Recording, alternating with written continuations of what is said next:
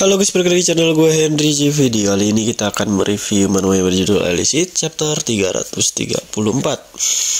Di sini kita masih melanjutkan pertarungan antara Jiwo dengan Duke yang sebenarnya sudah dimenangkan sama Jiwo, tapi karena di sini ya si Duke masih bersikeras untuk benar-benar ngalahin si Jiwo dan beneran mau ngebunuh dia memakai cara yang terakhir yang waktu ada scan tuh yang dimana salah satu orang atau cucu dari top 10 peringkat di dunia memberikan sesuatu ya, dan ternyata itu adalah sebuah obat atau mungkin pil yang membuat suatu pemakan atau peminumnya atau yang nelen itu mendapatkan kekuatan secara drastis ya.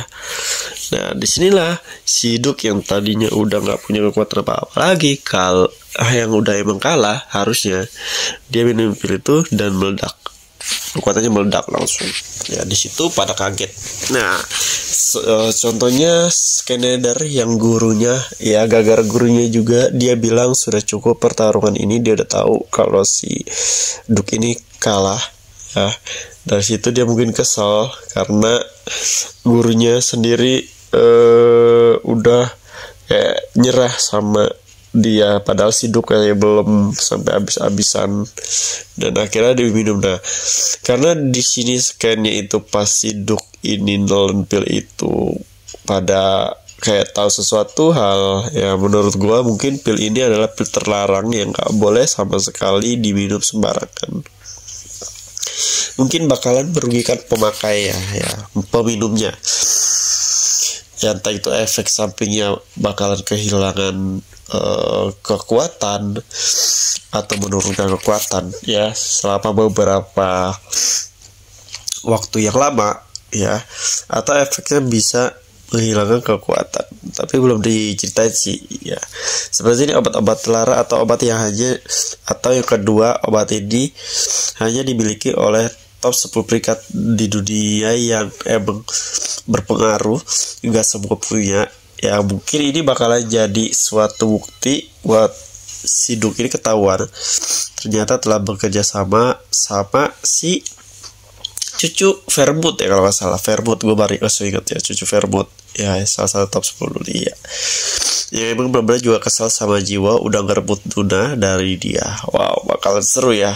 Di pertemuan kali ini si Jiwo memposisikan dirinya udah bukan sebagai assassin kalau gue lihat di pertarungannya ngelawan Duke ya. Yang awalnya gue kira dia bakalan jalan ke arah assassin, tapi ternyata enggak juga. Sekarang dia udah mulai melebarin sayapnya sendiri ya, karena kan kalau di assassin itu berarti kecepatan dan pertarungan jarak dekat. Nah, sedangkan Duke udah mengcounter counter semuanya kekuatan si Jiwo, yang dimana Duke juga punya kekuatan seperti sebuah tameng ya, atau pertahanan yang kuat yang sulit tembus ya. Akhirnya si Jiwo memakai teknik baru ya, yaitu pertarungan jarak jauh. Inilah yang membuat si Duke itu juga nggak ada persiapan lah. Mungkin dia kiranya kalau Jiwo nggak akan sampai sini, maksudnya nggak sampai mikir harus berlatih teknik yang dimana dia teknik jarak jauh yang mengeluarkan listrik bola ya. Belum aja ngeluarin jurus si Kaiden yang penghancur dari jarak jauh ya. Nah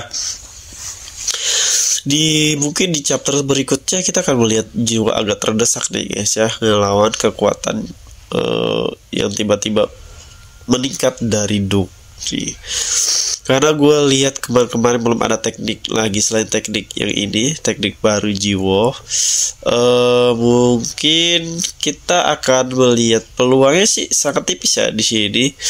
Jiwo juga udah babak belur ya, si Duke juga udah babak belur. Apa mungkin nanti Jiwo bakalan keluarin teknik baru dia lagi, atau dia bisa ternyata kayak siapa tuh, Kaiden tiba-tiba keluar daya ledak listrik yang sangat kuat yang membuat si Duke itu pingsan ya. Pastinya obat yang dia minum itu punya efek samping ya guys. Nah, efek samping inilah yang bakalan dimanfaatkan oleh penulis mungkin. Tak itu sebenarnya sama-sama, dua-duanya sama-sama cedera, sama-sama terdesak, tapi di akhir pertarungan mungkin si Duke karena meminum alat batu itu membuat efek sampingnya mulai menyebar dan dia kalah. Ya, kita nggak tahu kedepannya apakah bakal ketahuan sama skenario bahwa si tapi kata gue ketahuan sih, pasti bakal diinterogasi, ditanyain siapa yang ngasih pil tersebut. Dan untungnya si cucu Vermouth ini ya, dia waktu pas ngasih itu pakai yang namanya topeng. Nggak diketahui, nggak dilihatin juga topengnya. Tapi bodohnya tuh harusnya si Duke itu nggak percaya gitu aja ya. Nah, mungkin aja si Vermouth ini ngasih contoh aja kali ya, bisa jadi gitu. Ya, atau dia emang udah tertutup matanya, jadi demi ngebunuh jiwa gimana caranya pun dia bakal lakuin ya. Contohnya dengan meminum pil yang dia nggak tahu efek sampingnya, dia pasti nggak dikasih tahu efek sampingnya sama si cucu Vermouth itu. Parah juga ya. Kalau efek sampingnya yaitu Duke itu nggak akan bisa menjadi awakin lagi, waduh, bakalan nyesel banget sih Duke ya. Udah jadi pengkhianat di keluarganya, terus dia juga nggak punya kekuatan yang pastinya keluar dari anggota Frame ya, nggak diterima lagi lah. Dia kan bukan awakin lagi, itu yang pertama. Dan bakalan jadi sasaran untuk para awakin lain yang dikhianati oleh Duke. Contohnya Akademi Dunia, yang nantinya emang si Duke ini udah dicap di seluruh negara sebagai pengkhianat. Sayangnya karena dia ini udah dilindungi oleh Skenader dan muridnya Skenader ya, makanya nggak ada yang berani, belum ada yang berani nyentuh dia. Mungkin nanti kalau dia udah keluar baru pada berani untuk balas dendam ya. Bakal seru nih ke depannya, kita bakal dilihatin scanning di mana dijelasin sama Kai dan Gestel. Ini kayaknya yang tahu tuh lebih ke Catherine, karena Catherine itu kan tipe apa ya, apa sih, kayak dokter gitu ya, tipe dokter. Menurut gua obat-obat kayak gini harusnya sih Catherine udah tahu siapa pembuatnya dan berasal dari mana, atau emang ini dijual di pasar gelap. Oke, mungkin cukup sampai sini. Jadi kalau kalian yang mau belajar desain ilustrasi, website, aplikasi UX UI, desain grafis, bisa cek di playlist YouTube gua.